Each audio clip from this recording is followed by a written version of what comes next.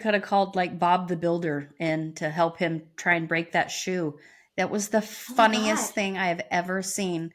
I really want to know the brand of those shoes, man. It was just amazing. Who makes those shoes? They were the most bedazzled heels. How is she walking? They were like 4-inch stiletto heels. Yeah. And she's walking around in them pregnant. Listener discretion advised. Adult language and mature content.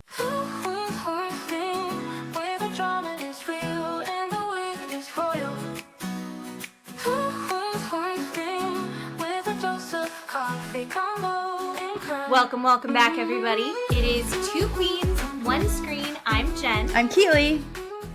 And we are about to wrap up the finale, the reunions of 90 Day Fiance Last Resort, Season 2. If you hear a very quiet screaming, it's because I have some new baby kittens in the office that we're fostering. I'm not going to keep them. We're already at capacity for cats, but I have some babies in here. It's not either of our husbands, so it's an actual baby kitten. Yeah, things that we need to discuss. Just in housekeeping. case. Just in case anyone was concerned. Sure. The screaming is not Steve. No. We are very excited to be able to do this podcast and have conversations. We love watching reality TV. Yes. We love talking about reality TV. And when we make this podcast, each episode that we go through, we are literally flying by the seat of our pants. We are throwing out whatever pops into our mind. It is a stream of consciousness. And I don't know if you've noticed, but my opinion changes daily on this. Keeley, you're pretty steadfast, but you've been swayed as well. I have. In different directions. I have. You educate me quite often. I will admit to that. Yeah. Oh my God, wow. Oh. And I think you have insight. And I think what's really great is that as we have put this on YouTube and TikTok and Facebook and Instagram and Spotify and Apple Podcasts, and I know that there's more, but we're starting to get people actually listening and watching, and we're getting feedback, and that has been really fun to have those discussions and talk with those people. But a few concerns have been raised, and I want to make it super clear that if you disagree with us, tell us about it. I am comfortable being wrong. I love more information. I can't be on TikTok all the time, streaming and scooting through and getting new information that way, because I get addicted to my phone and then I would neglect my children. So if you leave a comment, I will read that. Or Keeley will read that and then tell me about it. Yep. So disagree, let us know. We are interested. And then even more importantly, in the last episode, we talked about how Gino asked Jasmine after her beautiful vows if she was done. Yeah. If she had finished. Was that it? And it was just a kind of callous, weird remark that he made. And we were talking about that.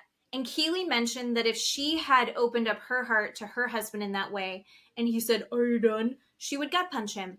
And I think most of us understood that Keeley isn't physically abusive to Steve in reality, that she was making a joke. But as far as I'm aware, and I've been to your home and spent weeks at a time with you all, Steve is not a battered husband. He is not. He's not. So if anyone is concerned about Steve's well-being, we will make a video where he's holding a newspaper. Yes. And letting you know that he's fine. Yes. Please let me know. We will have him on camera. He will be okay. Proof of life. Proof of life. Yes. Proof of relations. You're related to him, actually. So I am. And he's okay. I have not physically assaulted him. It was a joke. I was trying to be funny. And yeah, so don't take us seriously. No. And everything is alleged. Yes. That's true. Very, very true. I was trying to make people laugh. He's fine. He's fine. He's fine, guys. This hypothetical version of Steve who is an unemotional jerk. That one, he's in danger. But the real one is fine. Okay, so we started the first one of Last Resort, the first part of the reunion. We also got the first part of the reunion of Beverly Hills Housewives. You betcha. And I think, like the 90 Days Last Resort, it's going to be several parts per use. True. The Housewives focused mostly on Dorit, I thought. I think so. And Dorit kind of moving through this season and getting in the process of possibly starting her divorce with PK. Yeah. I have to be honest, I don't know Sutton that well. I hadn't watched for a while and I've just recently jumped back in this season. And I think the summation of Sutton attacks women when they're at their lowest, I feel like she really did come after Dorit.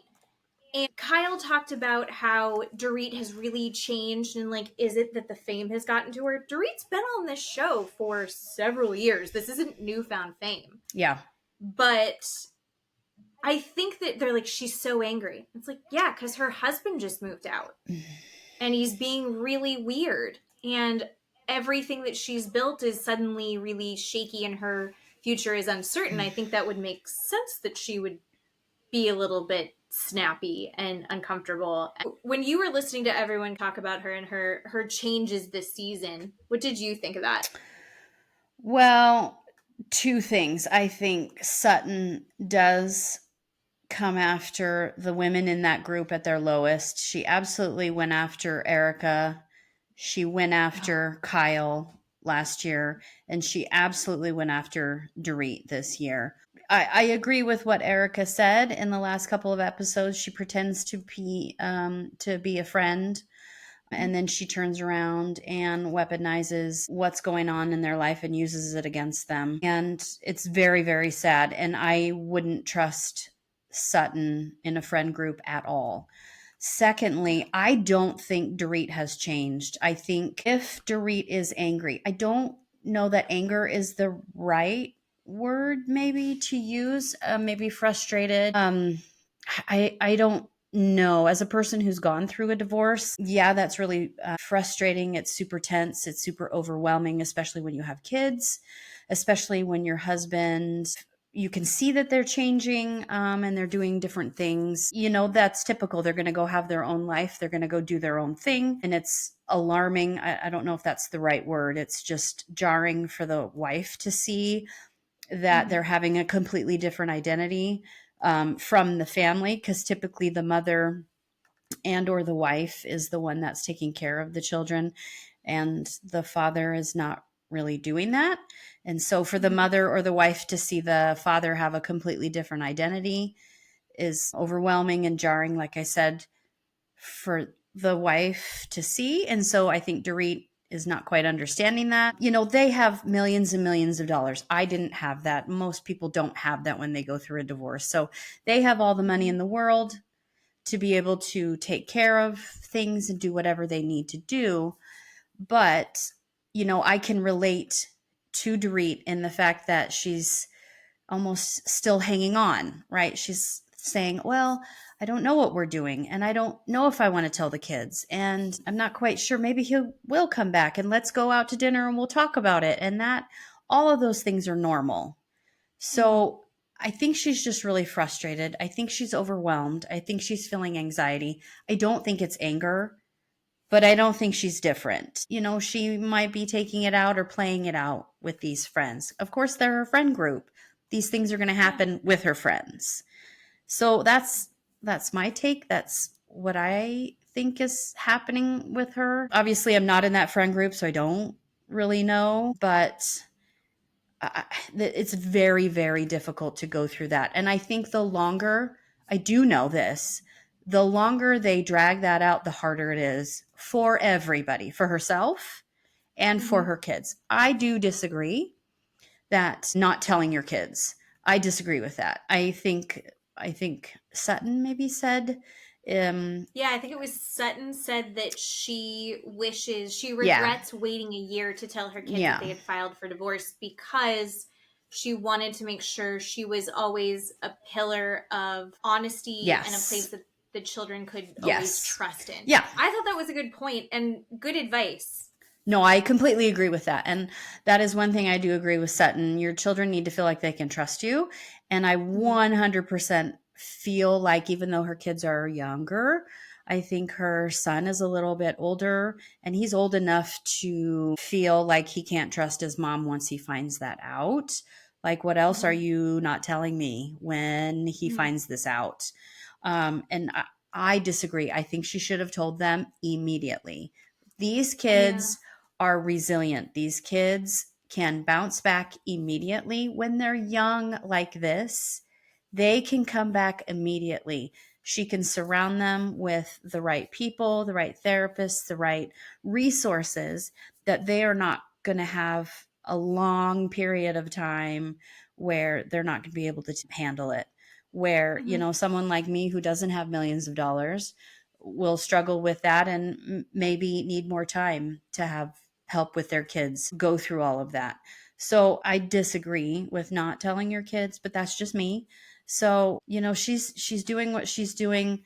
And Kyle is a whole nother bird with her divorce. That's a whole nother thing. But they talked to Dorit with this episode. You know, her kids are younger, obviously, than Kyle's. I think it's more important to tell Dorit's children and be upfront and get this divorce over than with Kyle's situation, because they are younger, and just move on, right? The longer you linger with little kids, the harder it is for them to get over it, because there's always that carrot hanging around. Maybe dad's going to come back. And that's not fair to them. It's just not. No. It seems like Dorit is in this situation where she's hoping that things will change with PK. I think she even said, when asked by Andy, do you want to get back together? And she said, not with how it is right now. Yeah. But she still is in love with PK. Yeah. And I think that's weird because he's so ugly. Sorry.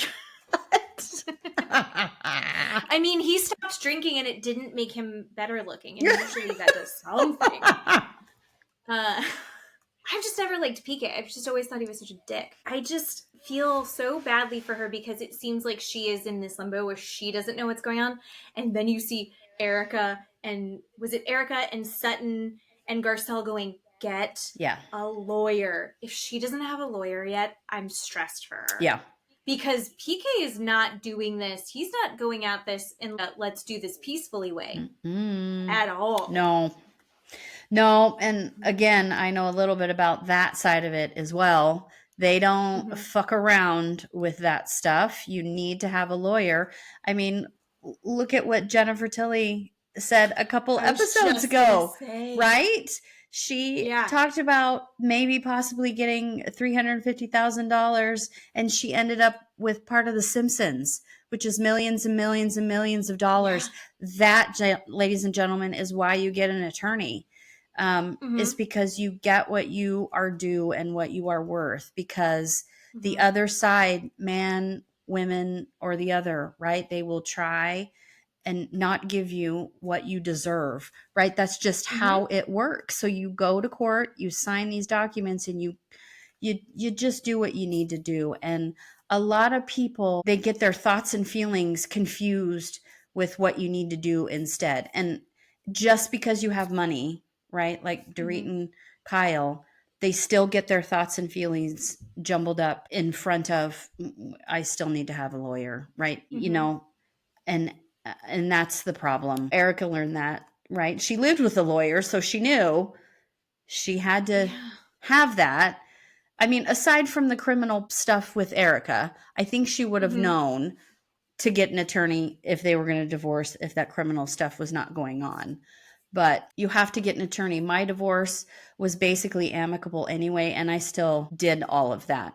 You know, you can get a default divorce, which means you don't go to court. You just sign the paperwork, you turn it in, the judge calls the case, and if you're not there, the judge signs it, and it is what's on the paperwork because nobody's there to fight it. That's a default divorce. That's how that works. Okay. I mean, you can do that with millions of dollars. You can do that with $10. So yeah, I see driving around Florida, I don't know if they have this in Idaho, but there are signs in certain parts of town. You know how like people will have the little signs up like house for rent or gutter cleaning. There's a lot that are like $99 divorces, which I don't want a divorce, but that sounds like a deal. Right? Right. And that would probably be what they are going to charge for what's called that default divorce. You just making sure the paperwork's in order. Right. You sign, everybody agrees, right, to what's in the paperwork. And it's just for their time to turn it into the court, and the court signs off on it. And that's about it. I'll tell you what, I don't plan on getting a divorce. Of course. But any advice that Jennifer Tilly gives, I will be following. Right. Right? Yeah. Jesus Christ. There's no one on any of those shows that I have ever coveted their life as much as Jennifer Tilly. Although, how crazy is it? I really hope she's going to end up on the reunion because she's just a friend of. I hope they make her a full-blown housewife. She is so funny. But why? She's only really Sutton's friend. Yeah, I know. Hopefully she watches this and goes, I mean, she's a loyal friend. I think she even kind of hints that she doesn't agree with Sutton. She's like, but I'm here as Sutton's friend. Yeah. So I'm going to back up my friend. It doesn't seem like she totally agreed all the time. If she's kind of like cuckoo and not totally tuned in, I would watch her anyway. She's such good television. Yeah. But anyway, should we move on and talk about some more divorces? Yes. Let's do it. Possibly. Well, although not divorcing, nothing's been confirmed yet, it seems like. I know, my goodness. Boy with the poodles already. So we began with 90 Day Fiance, Last Resort, The Tell-All. Sean is hosting again. Sean's the best. She is so good in these. Yep. She's so good at this. They do a lot of behind the scenes work. There's so much filler in this show, but they do a lot of behind the scenes. So the first people we see are Julia and Brandon. They come in matching for cheetah print coats, which was cute. Then Josh and Rob show up together because they're all in love with each other now, these dudes from 90 Day Fiance. So what is the group now? It's Josh, Rob. Brandon was there, Rob, and then the guy with the mom. Jamal. Who dated Jamal. Mm-hmm. I never remember his name. Yeah. They're all dancing and lip syncing and trying to make a career out of these ad videos that they're doing for 90s R&B songs. It's a weird thing that I can't tap into and understand. And Sophie shows up. Sophie got her boobs done and she looks so good. Her boobs look so good. They do look so good. She must have put some coconut oil or something all over her chest. She was dripping in oil. Yes. She was so shiny. Mm-hmm. Matt was like, what is going on with her skin? And I was like, she's oiled up. Yes. She's got her boobs done. She's got to oil those puppies up. Yep. Good for her. They looked amazing. Mm-hmm. Stacey and Florian show up together. Speaking of boobs, Stacey's boobs keep coming out of her corset top, so Florian has to like rip them off. Florian looked really good. He did. I loved his hair. But he looked like maybe he's been going out less or something. Yeah. I don't know what's going on. He, unlike PK, he's had like a bit of a glow up recently. I agree. He looks good. Ari and Benny come. Benny is dressed like a magician in a full sparkle suit. Ari has more hair extensions on her head than I've ever seen anyone ever. Yes. Although so did Natalie. Yes. Natalie had a lot of hair extensions in. What was Natalie wearing? Wow, that dress. How do you explain that dress? It was quite... I don't even know how to explain it. 80s prom? Oh, good one. Something between 80s prom and the Ice Capades? Yes. But it was black sequin, long, high neck, fitted, and then right where her butt and crotch are, that's super short mini skirt that is all a big bubble ruffle. Yes, like a balloon. Satin. Yes, I don't know. Yeah, it was, I wasn't expecting that. And Gino comes in. All of the men are dressed for a different event. Mm-hmm. Did you notice that? Like, none of them, like, Brand's just in, like, a whatever button-up. Right. And then all the way to, Gino is in his paisley suit. I think it's gray, so it was like, kind of tasteful. And then you have Rob in purple velvet and Benny in sparkle suit. Everybody was all over the place. And Jasmine wasn't there yet. Yep. Yeah. How'd you feel about Jasmine being late? Contrived. Well, I think we, as an audience, all kind of knew. Did you know? I mean, being on social media for the last month, we all knew what was going to happen. And so, I mean, nobody was surprised. I mean, if we hadn't known she was pregnant, it wouldn't have been that great, but we all knew she was pregnant. Yeah. So it wasn't that big of a deal, I don't think. They'd either made her hide it, don't say anything until the show comes out, let her hide it, / they were putting spoilers out where we watched her walk out pregnant. So the effect was completely lost. But you saw everyone on the stage react to her being pregnant. Although I think most people knew. I was going to say, that kind of bothered me because I think the cast knew also. So why are you pretending that you're shocked? I don't know. That seemed contrived to me. I don't know. I didn't really like Sean saying, do you want to say hi to Gino? And then Jasmine saying hi, and then Sean with that snarky remark saying, oh, that's kind of chilly. I mean, I like Sean, but what purpose did that serve? Gino was chilly. Yeah. Because he was like, hello. His face, when he watched her walk across, he's got a weird face as it is. And he does the little upside down mouth. And sometimes he does the upside down mouth like sad. Yeah. And he looks like a smacked puppy. Yeah. And then other times he looked genuinely terrifying. Yeah.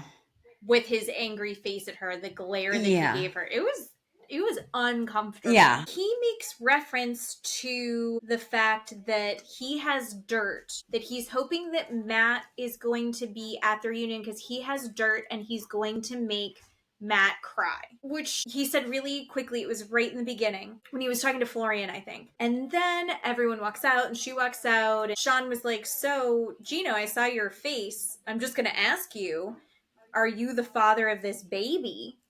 And Gino's like, no. And then she's like, so who's the father of the baby? It's Matt. Mm-hmm. And she's like, is anyone surprised to hear that? And no one's surprised to hear it. And then Gino's like, I was surprised.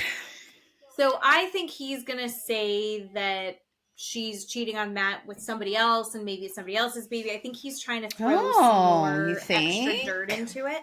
That's my little guess. That's interesting. I kind of thought that maybe Matt isn't going to show up. I mean, why would he, honestly? But I don't know. I mean, other than Gino saying that, you know, the normal things that Jasmine is a whore and Jasmine is a cheater, which is boring. We've heard it 17 times. What else is he going to say? I mean, he's always said, she's planned this. She's been cheating on me behind my back. Right. We've heard you say this before. I mean, what else is he going to say? I don't know. I don't know. Well, and he also doesn't need to say much. Right. Because Rob's there. Sure. The big part of what this show was, at least for this episode, was really two parts. It was what you're going to see on social media. Yeah. Rob losing his shit at Jasmine and Jasmine losing her pregnant shit at Rob. Yeah. It's explosive. Telling her that she's a whore and she's telling him that he's a clown. And then he stands up and he's screaming at her. And she stands up and I think she stood up first. I think so, yes. And Matt, when we were watching it, was like, it's inappropriate that he stood up back. Like, don't do that. I am certainly not here to say I am pro Jasmine in this. I think this whole thing sucks because we've been talking about Jasmine this whole time in the microcosm of them at the last resort. They are out of last resort now. Whatever happened with Gino and Jasmine, we're going to find out. We just know that she's not with Jasmine. She's not with Gino anymore, and we know that she's pregnant. So based on some social media stuff, I think she may or may not still be with Matt. Who knows? Yeah. But I do know that 2 kids in Panama. And we know that she said in this episode, this was an unplanned pregnancy. Yes. There's some shady shit happening that sucks. If you are her kid back in Panama and then she's getting pregnant in the US and she hasn't brought you there to be with her yet, there's something that just like, if I was that kid, I would feel so abandoned. If they didn't feel super abandoned already. I know that her son has a good support system with his grandmother and his dad, but still his mom isn't there.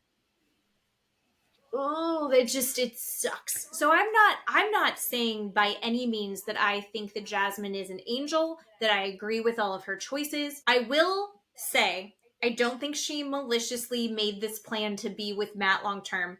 I think it was a weird solution to a problem that wasn't ever going to work. And all of us could see that except for her and Gino because they were too close, right? They couldn't see it clearly. I also don't think that Rob was in his right to start screaming at her and calling her a whore and baiting her. Do you have to be nicer to her because she's pregnant? Yes. Chill the fuck out. She could be a piece of shit. She's pregnant. Just let her be. It's not worth it. Yeah. It is not worth it to be the guy that called a pregnant woman a whore on national television. Come on, Rob. And then she does a worse thing, which is she takes her shoe off and throws it at him. I think she actually did it twice.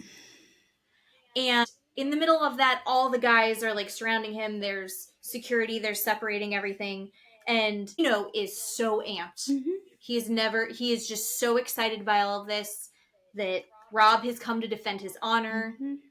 Gino wanted to kiss him, but he just kept patting him on the back and holding him and then going, yeah, she's a hoe. She's a hoe. Because Gino has not said that in his regular day-to-day life, but he's very excited to say hoe and make friends with these men. Rob, I think, doesn't actually give a shit about Gino. He just doesn't like Jasmine that much. Yeah. Then he comes back. She throws a shoe again. He takes her shoe and he tries to break it multiple times and he cannot, and then he asks for a lighter because he wants to set her shoe on fire, and production and security is chasing him around trying to get a hold of him, get him to stop. He won't. Finally, he can't break the shoe, which they must be incredible shoes, but he takes him outside and chucks it on the building next door. Okay, I get that there's a lot of reasons that people would have the opinion that Jasmine sucks. I have some opinions that Jasmine sucks. Rob sucks more, right? In this, you don't have to lower yourself to do this. It's embarrassing. Jasmine says, you're going to go low. I'm not going to go high. I'm going to go all the way down to hell. And brings up that apparently Rob has been doing gay porn. And Rob brushes it off. I haven't been doing gay porn. And then he gives an explanation. I don't remember how he was explaining it. Something about his friend did it? I wrote it. Oh, thank God. He has a close friend that does that online, and that close friend had a lot of followers. And so then Rob and this close friend started posting together. And so about his first 10,000 followers were all gay men because Rob was posting gay porn. That's what he said. Was he actually, was it actual gay porn or just like modeling pictures? Kind of stuff. I don't know. According to Jasmine, he was modeling gay pictures. Putting sticks in his butt. Correct. Butt plugs in his butt. Not sticks. Sorry, I don't know why I said that. I love that. Maybe they were sticks. So, I don't know. He was and Jasmine also said, and I think this brings things full circle for us, she also said that he had the ugliest butthole that she has ever seen. Right. What constitutes good nipples? What constitutes an ugly butthole? I don't think we've actually officially come to a conclusion on either of these things. No, I don't know. I mean... What makes a cute butthole? I don't know. Did you watch the pillow talk of this episode? I watched some of it and then I had to turn it off because it's like I'm just rewatching the same episode with people I don't like. Kalani, who I do love, but she was watching it with Big Ed for some reason. No. That's who they gave us the commentary for. No. And Big Ed said that a good asshole is one that's been bleached. Like, if it's if it's ugly or not, whether or not it's bleached. And Kalani was like, I think that's just a porn thing. And he goes, I don't know, maybe it's a porn thing. And on that note, I was like, I'm going to see if I can find Rob porn. Okay. If there's video of Rob putting stuff in his butt, Okay. I need to know for research purposes Yep. for this podcast. Mm-hmm. I can't access porn in Florida. I'm sorry. I don't understand. Right. If I try to go to Pornhub, it's blocked in the state of Florida. Huh. Interesting. Unless I put in my personal information to prove that I'm over the age of 18. Okay. I don't want my personal information on Pornhub. Thank you, Ron DeSantis. Nice. Thanks, Ron DeSantis. All right. Well, now your children Ron are safe. DeSantimony. Come on. Now my children are safe from the porn, You know. but I wasn't concerned that they were going for that. I needed it for my job. I think Big Ed is correct that a bleached butthole is probably a good-looking butthole and a waxed butthole. We cannot have hair in the butthole. It has to be waxed. So I am not familiar. I had a friend that was a spicy dancer. And the reason that we were friends is because I would get text messages in the middle of the day that were like, what brand of bleach do you use for your butthole? And I was like, there's multiple brands. I was like, I didn't even know that was a thing. That's how I learned about butthole bleaching. Okay. I'm so glad that this is going to be serious. It'll probably be a chapter in this podcast. Absolutely. Is butthole bleaching. I just didn't know much about it. I clearly don't watch enough porn. The new worlds that are opened up to us through these shows, right? Well, I've known about it because I've had Brazilian wax before, and that's what they do. They do the waxing on the butthole, but you can also ask for the bleaching when you're down there. I have not. How bad does it hurt? I have not had the bleaching, but I've had the waxing. The waxing does not hurt on the butthole at all. The vagina hurts way worse than the butthole. See, I don't. Telling you. I don't think I'm ever gonna do it. Oh, you should. It's great. Get waxed Yes. down there? Yes. I think it's terrifying. No, it's not. I'll go with you. But then I'll go with you. We'll do it together. I don't know. We'll do it together. Can you take like pain meds first? Sure. You can take a Tylenol. I think that's scary. Well, then what happens when it grows back? Do you how do you make sure you don't get like ingrown hairs or something? If I get my eyebrows waxed, I don't do my eyebrows because if I pluck or get those waxed, I break out. No, you don't. Like, they put this special. They have like it's kind of like a micellar water. But it has special medicine in it that they put on there. Mm-hmm. How long does it take to get it done? I don't know, 10 minutes, 5 minutes. It's very quick. Okay. And how long does it hurt after you get it done? Oh, I don't know. Another 5 or 10 minutes. It doesn't last very long at all. Really? Yeah. It's very quick. And then how long are you like a dolphin for? Oh man. I don't know. You go back every once a month, 6 weeks, something like that. I don't know. It scares me. I am Elisa Rinna. Harry Hamlin likes a full bush. Oh God, honey, come on. We need to, I've said this before. We need to be able to see through it. Come on. There's grooming. Okay. There's grooming. Okay, good. There's trimming. Okay, good. But like, I will not. You don't need an airstrip. You don't need to go that low. We don't need to do that. Itchy. It's not itchy. I don't want to be like. You don't get to that part where lips. it's itchy. We don't get that far. Okay, let's get really down into it. Okay. And we can cut this out. Do they go between the lips? No. Like, do they spread the lips? No. No, they don't do that. There's some hair in there. Is there not supposed to be hair in there? They don't do My that. vagina... They don't do that. So it's just on the outside of the lips. Yeah. I don't know. But I don't do the full. I've done that once and it was very uncomfortable for me and I didn't like that. I did the landing strip and I didn't like that either. That was uncomfortable for me. So you keep like a little fluff on top. I do the triangle. Oh. Yeah. Right. That's what I like. And the butthole. I like the butthole. Mm-hmm. It's the butthole part. I love the butthole. Like the butthole sounds, if it doesn't hurt. It doesn't. Like, can you go in and be like, just do the butthole? Yeah. That's probably a thing dudes do. Do dudes go in and get I don't know. I would think. There was a video that popped up on my Instagram, and it's these guys that were one of the guys is from the Try Guys, if you're familiar with them, and they like sing songs, and they're like a comedian song group. It's 3 dudes, and one of the songs was about how gay men have the same butts as straight men. So if some gay guys like it in the butt, then probably some straight men would too, and maybe more straight men should try it. Oh yeah. So I've heard that. I just don't know how many women are really interested in exploring that with them. I hear you. I get that. Because the idea being like, I mean, if that's something you really want, but then the women would be making this face. Like, if you really want that, I guess we could try it out. Like, I don't think, and I think that would immediately go, well, then I don't want to do it. Yeah. Because if you aren't looking for enthusiastic consent, then you're doing it wrong. Yeah, that's true. That's true. I hope my dad doesn't listen to this episode. Well, I think going around and squeezing the butt cheeks, right? But we're not putting it in. We don't have the thumb anywhere near it. It's not in it, but you're squeezing the butt cheeks. I think anywhere on the ass is fine. If a man is fine touching his ass, right? I'm touching your ass. That is not, inherently, that means you're gay. I don't think so. Right? No. Right. No, it's a butt. It's a butt. Right? We're good. Gay men and straight men both have We're butts. good.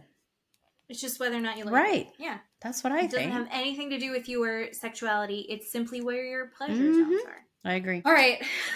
On that tangent. Off the rails. Off. Oh. We got to go back. We got to go back. So, I mean, let's go back to the show. Anyway, I think they finally decide. Sean tries to, after everyone's had their freak out. Yes. They had to have a talking to with Jasmine to say no more throwing shoes. Yes. We will give you your shoes back. We got it off the roof, but you're not allowed to throw your shoes anymore. Yep. She's like, okay, I promise not to throw my shoes.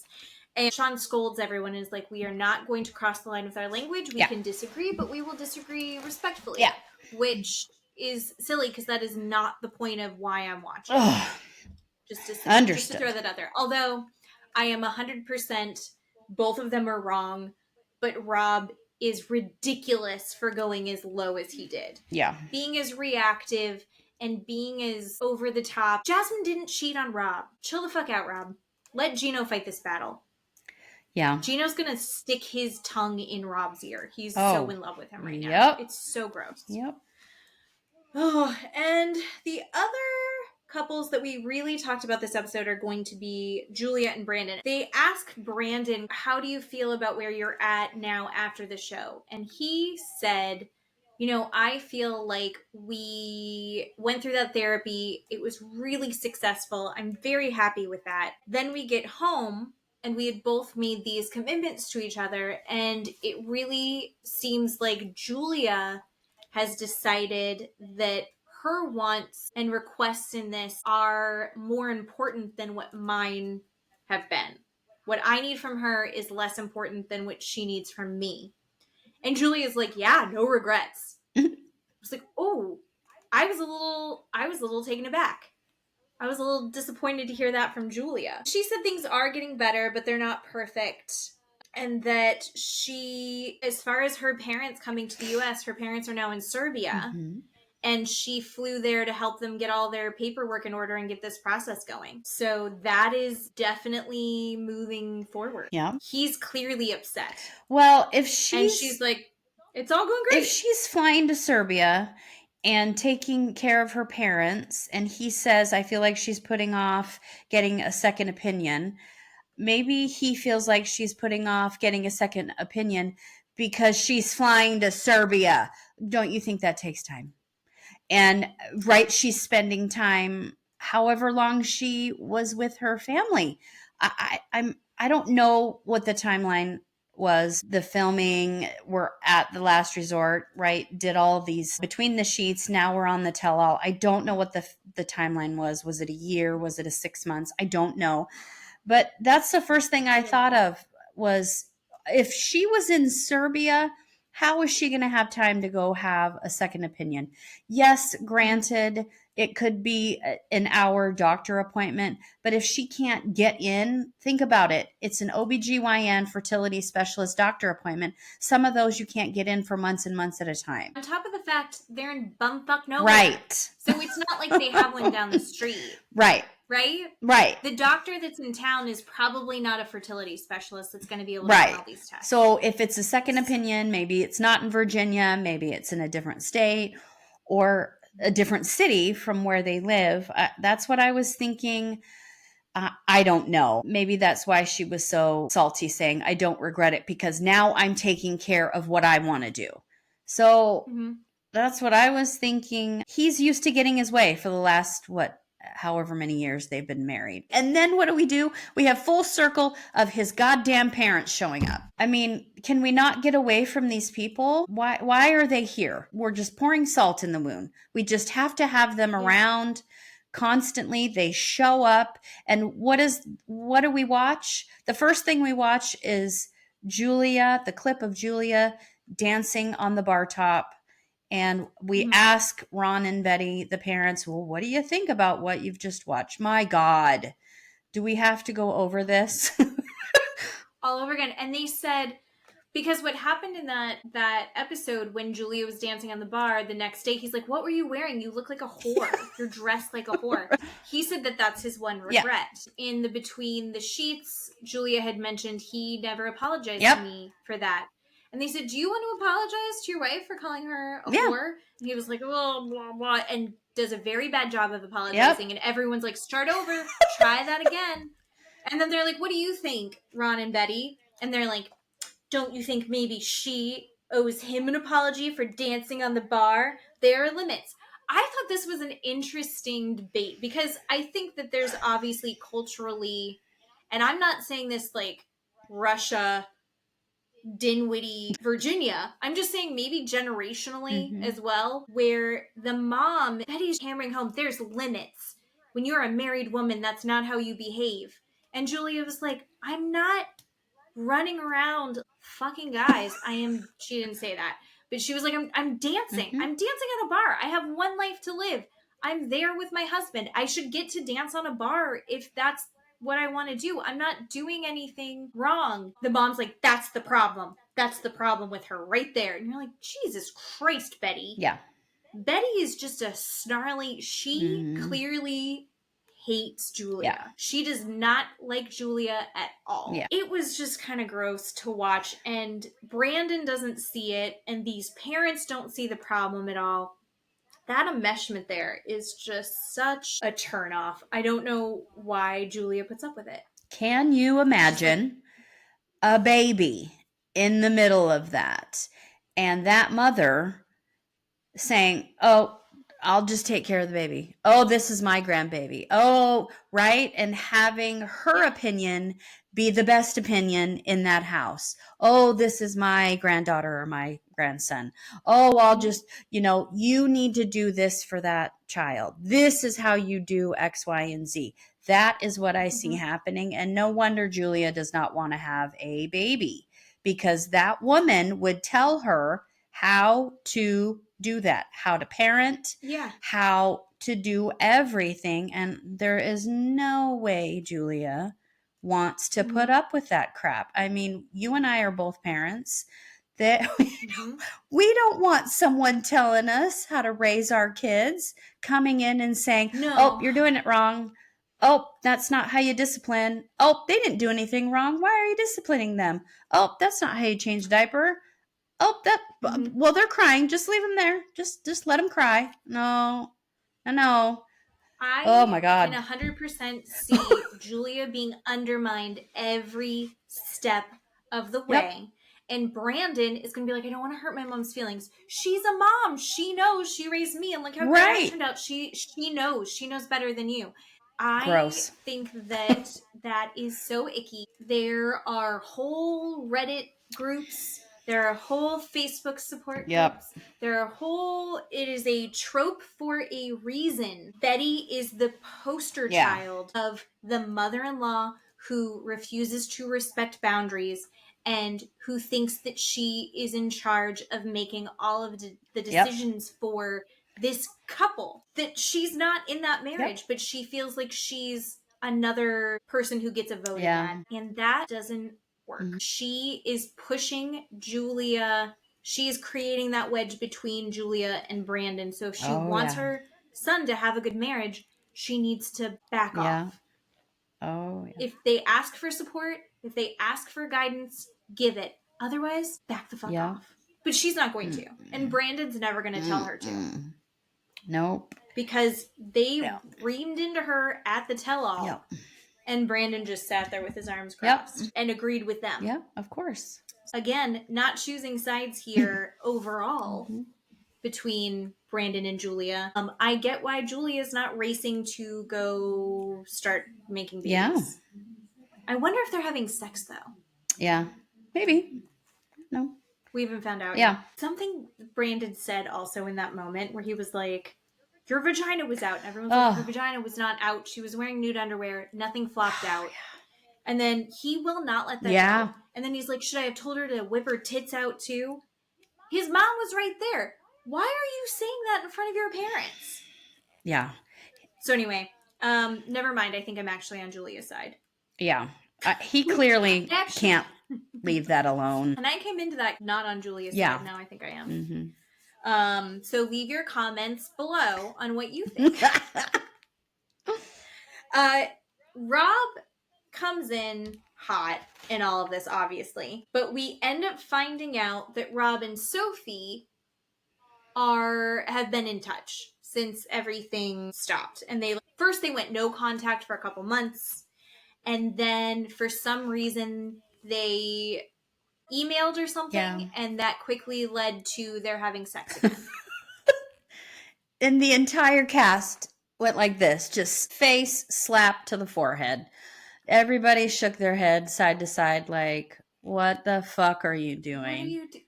And I'm honestly more irritated at Sophie than I am at Rob. Yep. And I know, like, she just literally doesn't know any better, but I was like, you just did so good. Yep. You did so good. Yep. And then you just backslid. It's like, well, I got these new boobies. Yep. And I want to show them off. Apparently, she whipped him out. Yes. At the reunion so he could see them.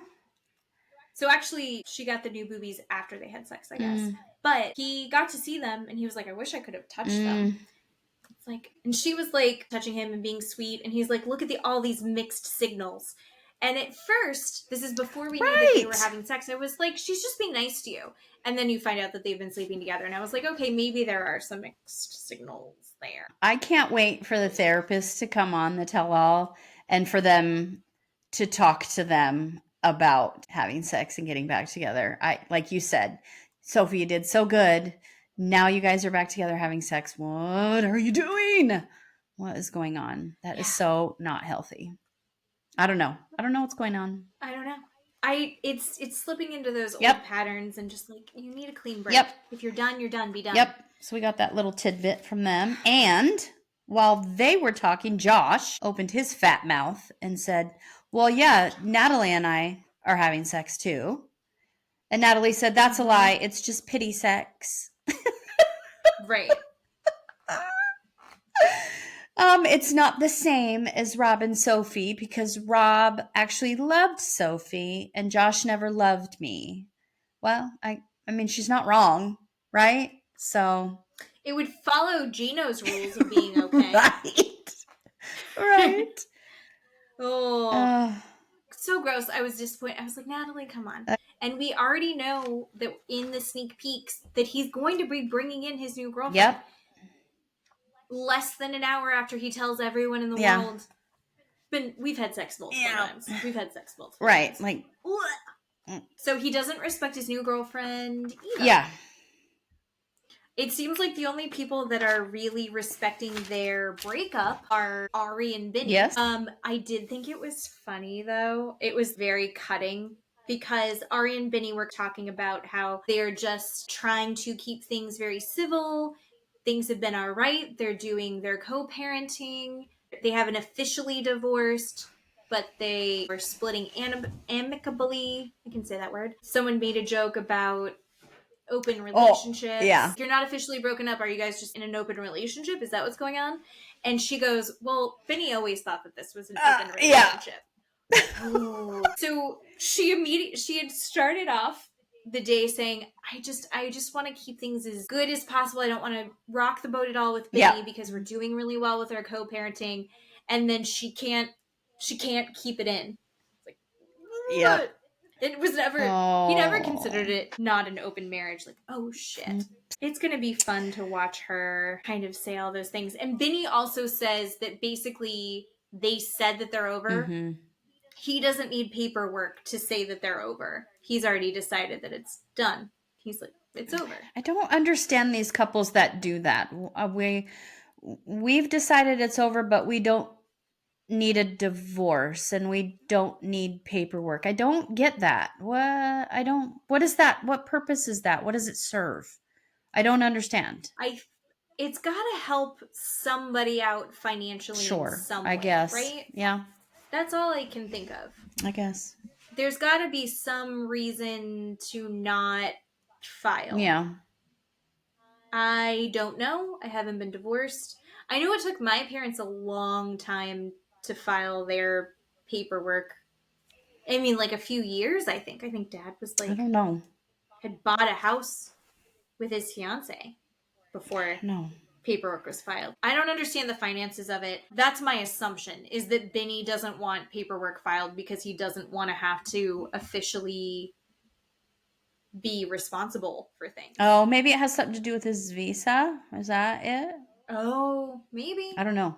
And I genuinely think, although Ari wants people to validate her and being like, Benny was a piece of shit and he did bad things and he clearly cheated on you. I think she wants that, but I don't think she actually wants bad things for Benny. Yeah, that's true. I think she wants him to do well. I think she wants a good life for him. She just wants someone to be like, you are right. Yeah. Fucking Benny. Yeah. That wasn't okay that he did that. Like, she needs to hear that more. Yeah, I think she might hear a little bit of that just from a couple of the clips where they go back to Benny dancing with all the women and some of the men not liking that. Florian losing his shit about it. Oh. Yeah, that'll be good. So that'll be fun to watch. Yeah. Looks like we might have a couple more fist fights. Yeah. We'll see. Yeah, we can only hope. I guess the only other people that we haven't talked about are Stacy and Florian, which Darcy's going to show up. Stacy looks good. Florian looks good. They split the men and women up. So they have all the men on one side and they have the women on the other, which is uncomfortable because I think it just puts everyone back into this very adversarial mindset. Yeah. And so Stacy's like, well, at first it was great. And now we are back and we're slipping into our old ways, which is a bummer to hear. I hadn't seen Darcy's husband, Georgie, before. Oh, okay. So Georgie coming out, I think is fun. Yeah. Georgie's going to come talk some shit about Florian, yes. But Darcy looks like the lion lady. The lady that got so much work done, she ended up looking like a lion. Yes. She was like an heiress or something. Yes. She's 2 years away from being that woman. Yeah. It's so pulled back and so plumped up and so exaggerated. Yeah. But to each their own, if that's what you want to do. Yeah. I don't know what I'm hoping for at this point. I honestly think if we could just have an episode where they have the therapist come out, hear the updates, and go, you know what, I'm not your therapist anymore. Here's my advice. Yeah. Because apparently they can't give advice. I just want the therapist to give advice. The only one who's telling people what to do and what not to do is Rob. And Rob is not the person who should get to do this in his purple velvet suit.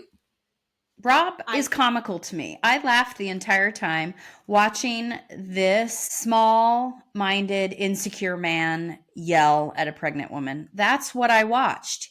He is just so little. I just can't with him. He's so triggered by Jasmine that he has nowhere else to go but down, and it is comical to me. I mean, she should have sat there and laughed at him. That would have pissed him off even more. But I get it, right?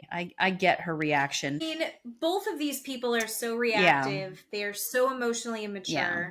They're so putting their energy in the wrong place, right? It was exhausting to watch, honestly. didn't need that. And that was the highlight of the episode as far as like the production was trying to do. I don't know. need that. I really wish I could have called like Bob the Builder in to help him try and break that shoe. That was the funniest thing I have ever seen. I really want to know the brand of those shoes, man. It was just amazing. Who makes those shoes? They were the most bedazzled heels. How is she walking? They were like 4-inch stiletto heels. Yeah. And she's walking around in them pregnant. And he smacked him a good 4 or 5 times, and he was trying to rip the heel off the shoe, and he couldn't, and he kept bending over to try and get more leverage, and he couldn't do it. How far along do we think Jasmine is? I've seen some of the debates online. Some people were like, could she have been pregnant at the resort? I think that's already been debunked. There's no way she was pregnant at the resort. No. Could she have been pregnant while they were filming Between the Sheets? Maybe. But this is her 3rd kid, and don't you show more like faster in like as you get through pregnancy? Yeah. And again, I don't know the timeline, right? Like I don't know. I mean, she looks a good 6 months, right? A good 6 months along. She does. I don't think she was pregnant in Between the Sheets. That's just my opinion, but I don't know. But she's also not going to say. Of course. Yeah. She doesn't owe anybody anything. So. Well, and I think legally, if this gets brought up in the divorce with Gino, I think you keep your mouth shut.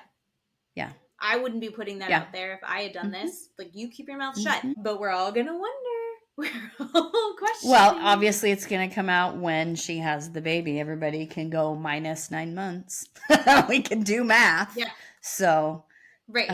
Exactly. You know. So, but Gino, again, my theory is in the next episode, or I think there's going to be 3. I think that Gino is going to accuse her of cheating on Matt as well. But do we care? Who cares? Do we care as an audience if she cheats on a boyfriend? Why would we care? I don't get that. I think it's just Gino trying to feel validated. Yeah. Which is, this whole thing sucks. I mean, it sucks for everyone. Gino sucks. Jasmine sucks. Stacey sucks. Florian sucks. Brandon sucks. Did I already say those ones? Julia. Yeah. Definitely Rob. Yeah. Sophie sucks because she's having sex with Rob. And Ari, I don't think that Ari sucks, actually. I don't think so. Which is crazy because I really hated Ari. I know you did. I know. I'm here to have my mind changed. Yeah. I just hope this thing isn't boring. I don't want this tell-all to be boring. We are going to figure out another thing to talk about along with this. Yes. Because it's just not enough. Yeah. It's not enough. 45 minutes, I think. Yeah, it was 45 minutes. Half of it was filler. Did you notice that more than once Stacey kept going, sad? And they used it, that reaction of her going, sad. They used it more than once. At least split it up between episodes. Oh, I know. Come on. Don't put it 15 minutes from each other. So I thought that was fun. But we'll figure it out, and we'll let everybody know what else we're going to talk about as we wait for the Valley. Did you see? We're so close. Did you see the interview with Jax? I don't remember. We might have sent it to each other. Jax did an interview with, I think, E, where he was like, I don't believe in talking badly publicly about your significant other. Yes. And then he goes into talking so much shit about Brittany. Here's the worst part. He starts saying, Brittany says that it was so bad for so long. Yeah, because we literally all watched how bad it was since the very beginning. And he's like, so bad for so long. How come you didn't ask us to go to therapy? How come you weren't trying to work on things with me? And it's like, we literally watched her do that last season. He's done so much cocaine that he cannot remember what he literally has filmed himself doing. He's like, why did she want to have another baby with me? It's like, because she was trying to make it work. And because her clock is ticking. Because you're a dumbass. They make cute babies, so she's like, we should do this again before my time's up. Why didn't she leave? We do not say that. Okay. It's 2025. We do not ask why the woman didn't leave sooner. But apparently Jax did not get that memo. He didn't get a lot of memos. I am so hoping to watch this and just watch him get his shit handed to him. It's going to be great. I want to watch his life fall apart. Yes. I'm rewatching Vanderpump Rules. I think we're on season 2 or 3 right now. And it's when they go to Lake Arrowhead and he's having to do his apology tour with her family. And it is so uncomfortable. But then you watch her go, he got his name tattooed on the inside of his arm. And you're like, don't let that soften you. Like, why are you? Don't fall for Don't this. do that. But she's like 22 or something. He also has so that's Stassi and Carmen yeah. on there too. Oh, we forgot. Did he ever get Brittany I don't tattooed on there? I don't remember. I have a matching tattoo with Matt. I think you and I should get matching tattoos. I told that to Steve. I would get it. I love a matching tattoo. I have a matching tattoo with Matt. We both have arrows getting shot into our knee, and I have very elegant blood spurting out of the top of my knee and the arrow going in. It's a euphemism for marriage. It's because I used to be an adventurer until I took an arrow to the knee. It's from a video game. Okay. It means like then I got married, so now I'm not an adventurer. Okay. Anymore. Marriage is like taking an arrow to the knee. And then I have a matching tattoo with my stepsister where we both have the ears of our pets that have brain damage on the back of our elbows. What would we get? What would you I told Steve that we were going to get the Infinity Natalie, the snake eating itself. That's what we should get together. An Ouroboros. Yes. Oh, I actually love that. I've actually thought about that before. Yeah. I told him that you and I were going to get that. And he was like, really? And I said, well, I just haven't told Jen that. No, I fucking love that. Ooh. Yep. Let's do it. Okay. So Keeley and I are getting tattoos and our buttholes waxed together, everyone. Okay. We're very close. Yes. Thank God we're as far apart as we are. We would be absolute menaces. If we were together all the time. Okay. All right. Well, on that note, everyone, please discuss who you think is right and wrong in all of the couples in the comments. Who is right and wrong? Keeley and I. What are your opinions? And what constitutes a good-looking butthole? Yeah. Yeah. And then we'll see you next week. Yep. See you next week. Bye. Bye-bye.